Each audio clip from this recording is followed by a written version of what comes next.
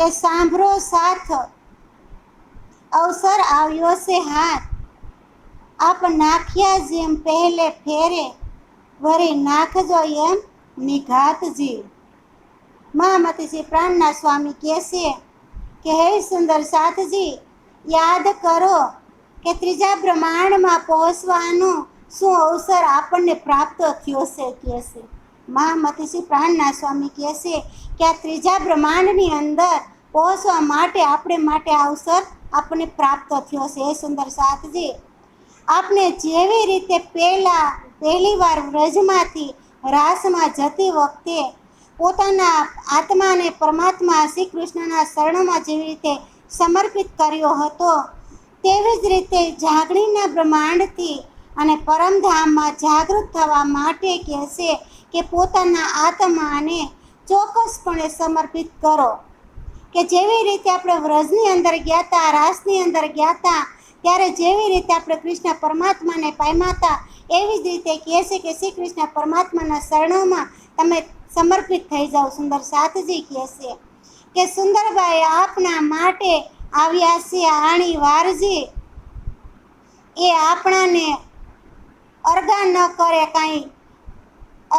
કરે કાંઈ મોકલ્યા છે પ્રાણ આધારજી. કહેશે કે સુંદરબાઈ અથાંત સદગુરુ શ્રી દેવચંદ્રજી મહારાજ આપના માટે આ જાગણીના બ્રહ્માંડની અંદર આવ્યા છે. કે હે સુંદર સાથજી, કે દેવચંદ્રજી મહારાજ જે સદગુરુ મહારાજ આપણા માટે આવ્યા છે આ જાગણી બ્રહ્માંડની અંદર, તો તેઓ આપણને પોતાને અલગ નહીં કરે. એ સદગુરુ આપણને ક્યારે અલગ કરશે નહીં. કહેશે કેમ કે ધામધણીએ એમને પરમધામથી મોકલ્યા છે. સ્વયં ધામધણીએ સદગુરુને પરમધામથી મોકલ્યા છે, એટલે આપણને સુંદર સાથને એનાથી જુદા કરશે નહીં. કહેશે કે સુપાંતરમાં ખીણ પણ ન મૂકે, અંતો સાક્ષાતમાં અરગા કેમ થાય જી. કે કૃપા વાલાજીની કેહી કરું, જો જુએ જીવ હૃદયા માહેજી. કહેશે કે સપના વ્રત લીલા વ્રજ રાસમાં બ્રહ્માંડમાં પરમધામમાં તથા ધામધણીએ પૂર્ણ પરિચય થયો ન હોવાથી તે સપના વ્રત કહેવાયો. કહેશે કે રાસની અંદર વ્રજની અંદર જે આપણી મનોકામના હતી એ પૂર્ણ ન થવા હોવાને કારણેથી કહેશે એ સપનાનો બ્રહ્માંડ કહેવાનો. કહેશે એ બ્રહ્માંડ સપનાનો છે.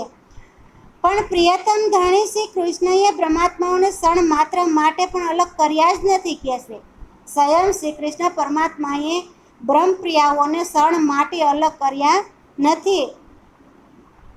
તો પછી જાગણી બ્રહ્માંડમાં સાક્ષાત સદગુરુ રૂપે આપણા માટે ધણી શ્રી શ્યામા શ્યામ આપણાથી અલગ કેવી રીતે કરી શકે. કહેશે સ્વયં શ્યામા શ્યામ છે સદગુરુ, તો એ આપણને કેવી રીતે કહેશે અલગ કરી શકે. કહેશે તેથી એમની કૃપાનું વર્ણન કેવી રીતે કરવું. મહામતીજી પ્રાણના સ્વામી કહેશે કે જો જીવ હૃદયપૂર્વક જોઈએ તો એને અનુભવ થશે. આ જીવ છે એના હૃદયપૂર્વક જોઈએ તો જ એને અનુભવ થશે. કેમ કે પ્રિયતમની કૃપાનું વર્ણન થઈ શકતું નથી. કહેશે કે એવડી વાત વાલો કરે આપણ શું, પણ નથી કાંઈ સાથને સારજી. કે ભરમ ઉડાડી જો આપણે જોઈએ તો બેઠા છે આપના આધારજી. કહેશે કે પ્રિયતમ ધણી અમને એવી ઘણી મહત્વની વાત કરે છે. સુંદર સાથ કહેશે કે પ્રિયતમ ઘણી અમને મહત્વની વાતો કરે છે, પરંતુ સુંદર સાથને એનું સહેજ પણ જ્ઞાન નથી.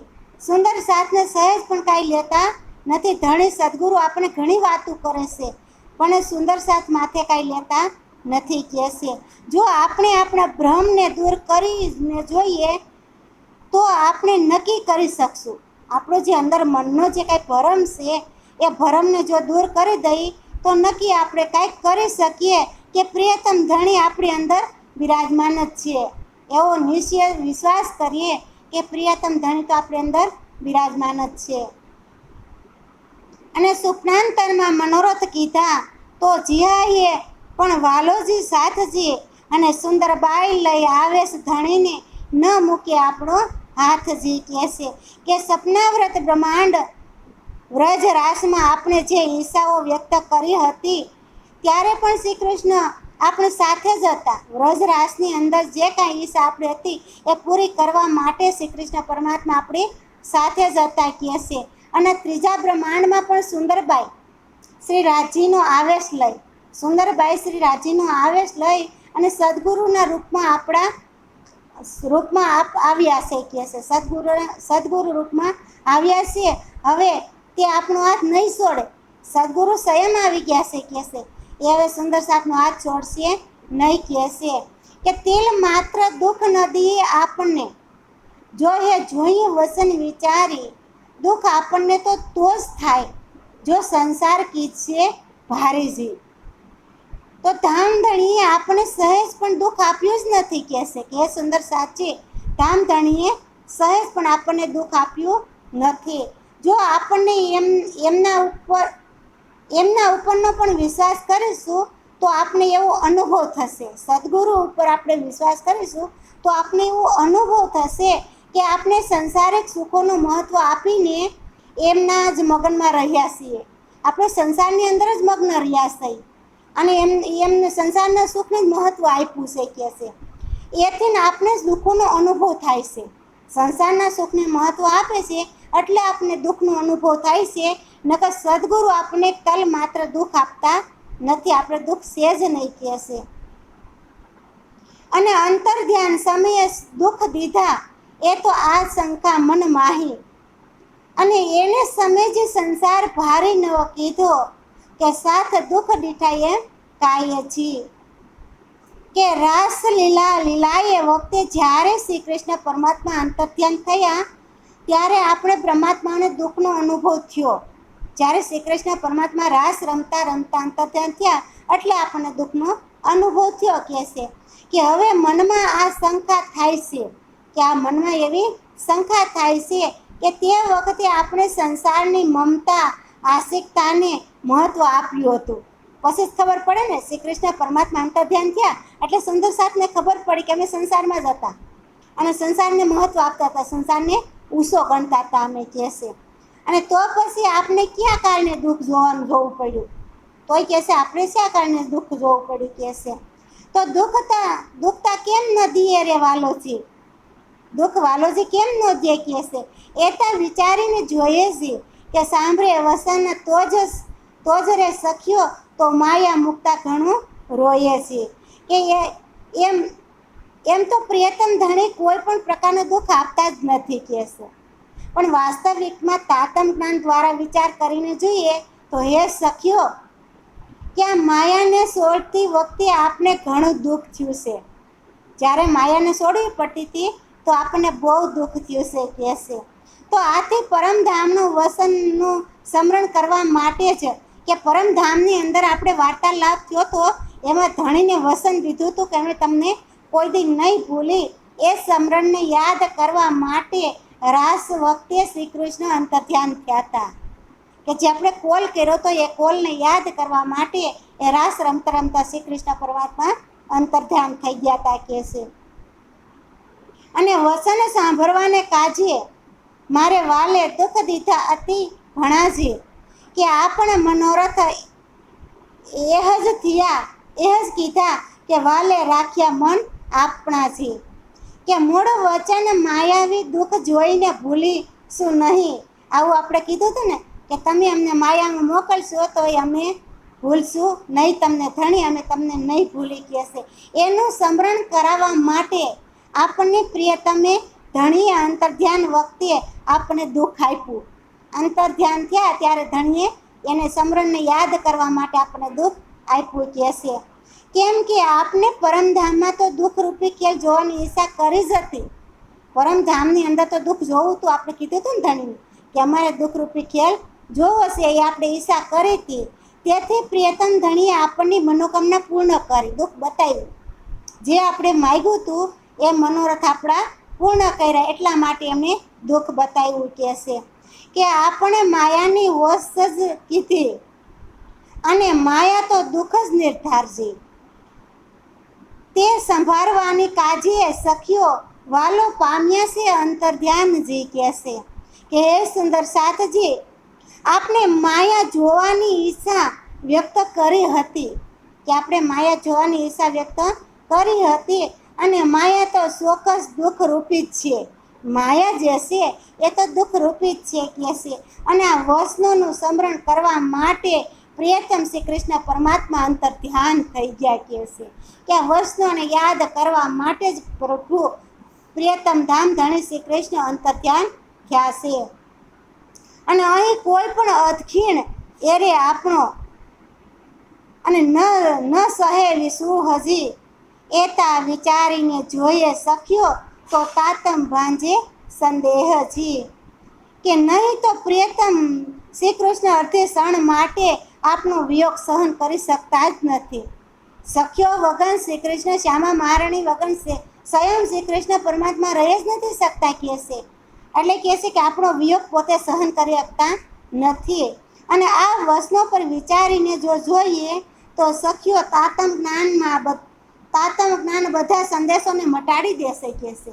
સ્વયં નિંજનાન શ્રી કૃષ્ણજી જે તાતમ જ્ઞાન છે એ બધી આપણી ભ્રમને મટાડી દેશે કહે છે. એને સમયે તાતમની સમજણ તે કેમે ન કહેવાય છે. અનેક વિધનું તાતમ ઇહા તેને ઘર લીલા પ્રગટ થાય છે કહે છે, કે આવે વખતે તાતમ જ્ઞાનની સમજ આપણને પ્રાપ્ત થઈ ચૂકી હતી, કે આ વખતે આપણને તાતમનું જે જ્ઞાન હતું એની સમજ થઈ ચૂકી હતી. એના ગુણગાન હું કેવી રીતે કરું કહે છે, એના ગુણગાન હું કેવી રીતે કરું, કે આ જાગણીના બ્રહ્માંડમાં તો તાતમ જ્ઞાનનો અખંડ પ્રકાશ દ્વારા વિભિન્ન લીલાઓ પરમધામ વ્રજ રાસ અને જાગણી સ્પષ્ટ થાય છે કે આ તાતમ જ્ઞાન દ્વારા આપણને તાતમ મંત્ર મળ્યો નિંદામ શ્રી કૃષ્ણજી, એના દ્વારા આપણને અખંડ જ્ઞાનનો પ્રકાશ થાય છે કે છે. તો અખંડ જ્ઞાનનો પ્રકાશને પ્રતાપથી આપણે પરમધામ વ્રજ રાસ અને જાગણીનો સ્પષ્ટ પણ થાય છે કે છે. અને ઓળખવાને ધણી આપનો કહું તાતમ વિચારજી, સાથ સકલ તમે ગ્રહેજો સીધજો, નહીં રાખું સંદેહ લગારજી, કે આપણા ધામ ધણી અને મૂળ ઘર પરમધામનો પરિચય કરવા માટે તાતમ જ્ઞાનનું વિવેક્ષણ કરું છું કે છે, કે આપણું પરમધામ છે, પરમધામનો પરિચય કરવા માટે હું તાતમ જ્ઞાન આપું છું તમને. એ સુંદર સાચી કહે છે કે એ સુંદર સાચી તમે એકાગ્ર ચિત્ત થઈ અને ગ્રહણ કરો, કે તમારા ચિત્તને એક જગ્યાએ લગાડો, એકાગ્ર કરો કહે છે, અને તમે ગ્રહણ કરો કે તમારા મનમાં હું સહેજ પણ સંદેશ રહેવા દઉં નહીં કહે છે. એકેય સંદેશ તમારા મનની અંદર જે કાંઈ ભ્રમણા હોય એ ભ્રમણાને હું દૂર કરી દઈશ કહે છે. કોઈ સંદેશ રહેવા દે નહીં. કોણ કહે છે? મહામતી શ્રી પ્રાણનાથ સ્વામી કહે છે કે પહેલે ફેરે આ તે નીંદ ના હુઈ અંજવારો તાતમજી, અને તો આ ફેરો થયો આપણે સાથે જુઓ વિચાર મનજી કહે છે. વિચારીને મનથી તમે સાથે જ જુઓ કહે છે, કે પ્રથમ વાર તો વ્રજ અને રાસની વખતે આપણે પાછા તાતમ જ્ઞાન રૂપી નીંદ નહોતી. જ્યારે વ્રજની અંદર રાસની અંદર આવ્યા ત્યારે આ તાતમ જ્ઞાનની નીંદ નહોતી કહે છે. સ્વયં આપણા પોતાના પ્રિયતમની ઓળખાણ આપણને નહોતી કહે છે. ત્યાં તો આનંદમાં જ એમનું રહેતા હતા, ત્યાં પ્રિયતમની ઓળખાણ નહોતી કહે છે. અને તાતમ જ્ઞાનનો પ્રકાશ નહોતો, આથી આપણે બ્રહ્માંડમાં આવવું પડ્યું. આપણને તાતમ જ્ઞાનનું જ્ઞાન નહોતું એટલે આપણે આ જાગણી બ્રહ્માંડની અંદર ફરીવાર આવવું પડ્યું કહે છે. હે સુંદર સાથ, આ વાત પર તમે મનથી વિચાર તો કરી જુઓ કહે છે. થોડોક તમારા મનથી એ સુંદર સાથથી વિચાર કરો કે ઉત્કંઠા નવ રહે કેની જોહે કીજે તાતમનો વિચારજી, તાતમ મંત્રનું અંજવારું લઈને આવ્યા આપણા આધારજી કહે છે, કે જો તાતમ જ્ઞાનનો વિચાર કરીને જો જોઈએ તો કોઈના મનમાં કોઈ પણ પ્રકારની ઉત્કંઠા હિંસા રહેતી નથી. તાતમ જ્ઞાનના આધાર ઉપર જ્ઞાનનો જો વિચાર કરશું તો મનમાં કોઈ શંકા રહે જ નહીં. તમામ શંકા દૂર કરે અને આપણા સદગુરુ આપણને પરમધામની અંદર લઈ જશે કહે છે. અને આવા તાતમ જ્ઞાનનો પ્રકાશ લઈને આપણી વચ્ચે સ્વયં ધામ ધણી સદગુરુ રૂપે પધાર્યા છે. આ મનુષ્ય તન ધારણ કરે અને સ્વયં સદગુરુ પોતે મનુષ્ય રૂપની અંદર આવ્યા છે, અને એ આપણે પરમધામના દર્શન કરાવી રહ્યા છે કહે છે.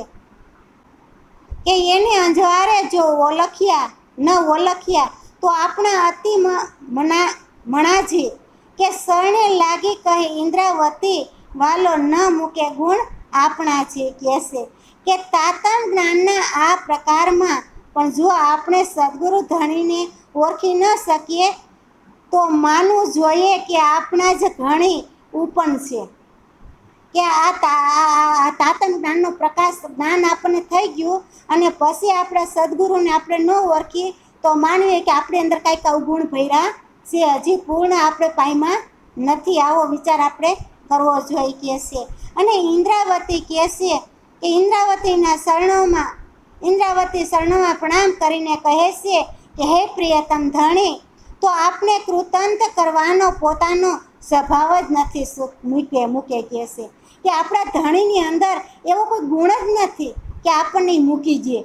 ગુણવાન આપણા પતિ છે એ આપણા અવગુણ હોય તો આપણું બાવડું પકડી લેશે.